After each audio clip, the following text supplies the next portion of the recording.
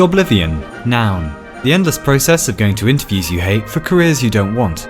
So, tell me a bit about yourself. I am a people person. And how do you think you benefit the company? I am a people person. I see. And tell me exactly why you'd like to work for MacGyver's shit sandwiches made of authentic human shit. Well... Fuck! Life envy. Bumping into someone from school and asking them what they do now, and they say something like, I am an architect, or a doctor, or I can actually tie my shoelaces, etc. And they ask you what you do now, and you spontaneously claim to be an astronaut, or the Queen's personal funk advisor. But all you've really been doing for the last 3 years is sitting in a dark room, and crying, and eating pies.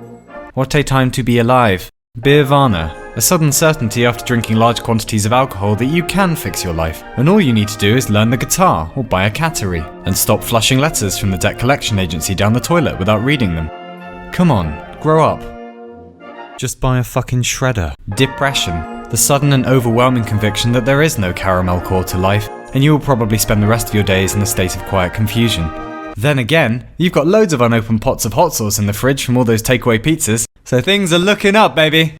Rupert. This is a small creature who is invisible and starts whispering stuff in your brain somewhere around the age of 25. Helpful comments to the effect of, video games and pornography again. Another successful Wednesday. Dad's gonna be real proud now. Grimsomnia. The nightly ritual of trying to sleep, and just as you're about to drift off, you suddenly recall every embarrassing thing you ever did in high resolution. Hey, I know you're tired, but remember when you wrote out that short but anatomically specific rant about checking yourself for testicular lumps, but you opened the wrong window on your phone and accidentally sent it to your elderly piano teacher?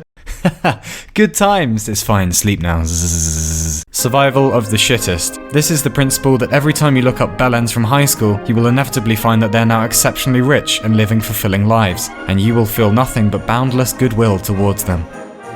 The total cunt. Nihilism gatherings. A few years ago you would have called these parties, but now they consist of people your age gathering in a room and attempting to look happy while they consume titanic volumes of alcohol. Occasionally, one of them will lean over to you and whisper, "Do you know what the fuck you're doing with your life?" And you'll reply, "Not a clue." And then you'll both pretend that didn't happen. The professor.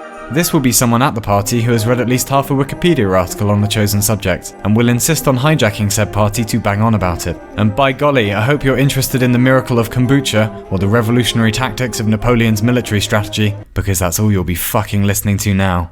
The Great Decline. The nearer 30 gets, the more it becomes apparent that your teenage body wasn't actually the default setting, that was a temporary superpower. And now, for some reason, pounding schnitzel and chocolate cake will actually lead to weight gain, and trying to recreate the 5-day parties of yesteryear may well threaten a cheeky touch of sudden death. That's very interesting, a phrase you will catch yourself saying just over 14,000 times a day, since you're now of an age when telling people to fuck off will get you ostracized or fired. Suburban gourmet. A unique brand of cooking you will develop from the comfort of your own kitchen, including a wrap with crisps in it, pot noodle à l'orange, and for dessert, why not half an Oreo you found behind the fridge, and maybe a spot of hysterical crying. A noise that could mean yes or no that you will make frequently in response to questions that you should know the answer to, but you're now too old to admit to not knowing. So, what's your pension situation? What actually is a raisin? And how have you managed to live in your overdraft for the last 12 years now? The 5 stages of aging grief. Denial. I'm not turning 30. Anger. There's no way I'm turning 30. Bargaining. God, are you listening? If you stop this from happening, I'll stop writing love letters to Richard Dawkins, and maybe entertain the idea you actually exist. Depression. Sometimes when you look into your 30s look into you. And finally concluding in denial again. Fuck this, I'm moving to Canada. Emigration threats. An occasional fantasy you'll have on the bus that if things get really bad, well, you'll just move to Canada, because you can almost count to 3 in French, and you've kind of always wanted to go to a maple syrup bar with an elk. The rage gaze. When you meet someone in their 30s, 40s, or above, and you bang on about how old you're getting at 28, etc., and they silently fix you with a stare that says, "I would sell my eyeballs on eBay to be as young as you again, you ungrateful little shit muffin." Glud, or general look of underlying despair, which is a smile you can wear at all hours of the day to signal you died inside several years ago now, but the rot hasn't quite reached your outer body yet. And finally, chucklet. This is when your mother phones up to see how everything's going, and you know she desperately wants to hear you say, "Well, I'm finally settling down and I've decided to join society as a functional human being."